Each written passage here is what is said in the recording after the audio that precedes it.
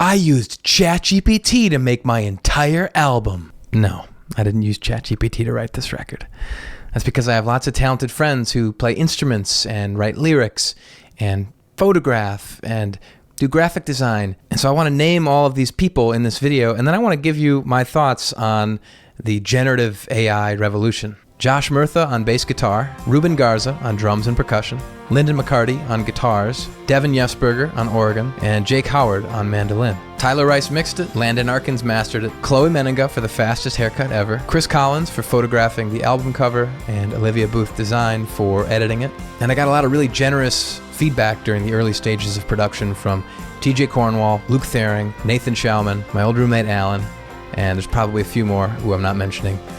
Thanks to all of you folks for your human time making this record. So go find those people on Instagram or Google their names or whatever and look at what they're doing, because they're so talented, so amazing, and I'm honored to have them be a part of this record. It would not be the same without their contributions. Now, pretend you didn't hear the part about me addressing all of the amazing talent that helped make this record, and assume for a second that I did use Chatgpt to make this entire record. I want you to imagine how you would actually feel. Would you feel deceived, disinterested? Would you think less of me? Because I'll tell you how I feel. I instantly check out.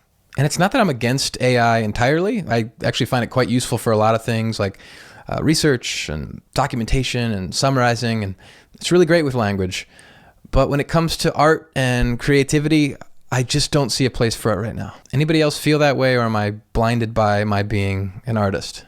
And I think at the core of this feeling is the question, what's even the point? If we are all churning out infinite variations of the perfect logo, email subject lines, poems one day, songs, maybe symphonies one day, then what is even the point? Because to me, it kind of feels like a race to the bottom. I can't stop thinking about this one hypothetical that I heard recently about potentially how algorithms will be so perfectly attuned to our neurochemistry and what we need and want that one day we will each have our own TV shows to watch individually. You will not have any interest in your friends' TV shows because they won't sort of tickle your hippocampus the same way that your TV show does. And I guess when I think about this, it makes me think that we'll be on this hedonic rocket ship into outer space that just results in this mushroom cloud explosion of just bliss, and we're all going to be just high on our own supply for the rest of time, I guess. And I'm just not sure that makes sense. And I'll admit there are times that I feel like maybe I'm just getting old, and this is sort of the product of resisting new technology.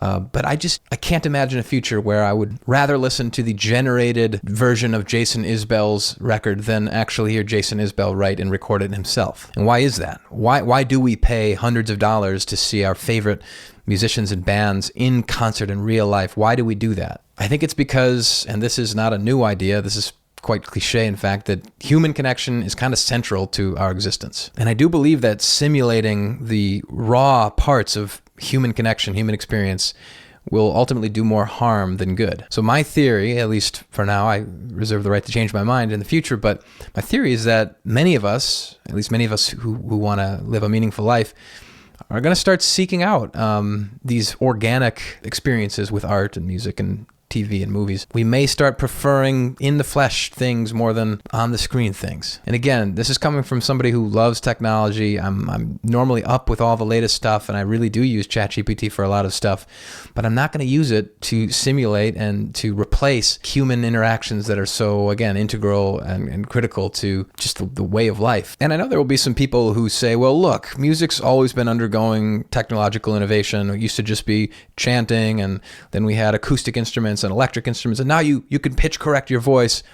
And sure, that's all true, but I just think the shift that's happening now and the potential complete rewriting of how we create and produce things is way, way different than what we've experienced technologically in the past. Because why do you or I even put on my headphones and seek to listen to music at all? It's really kind of weird if you think about it. Say you're telling somebody who's never heard music before what it's like. Well, I put these frequencies into my ear and they make me feel a certain way. And who knows, maybe I'll eat crow in 5 or 10 years and I'll have the perfect bespoke playlist pounding my eardrums and blissing me out. But for now, I think I'm just going to keep listening to people who actually write songs and actually play instruments with as little auto-generated robotic stuff as possible. Call me old-fashioned, but when I listen to a song, I like to think that I'm connecting with the songwriter in some small but very important, very human way. So this is all to say that no, I'm not using ChatGPT or any generative AI to make music today or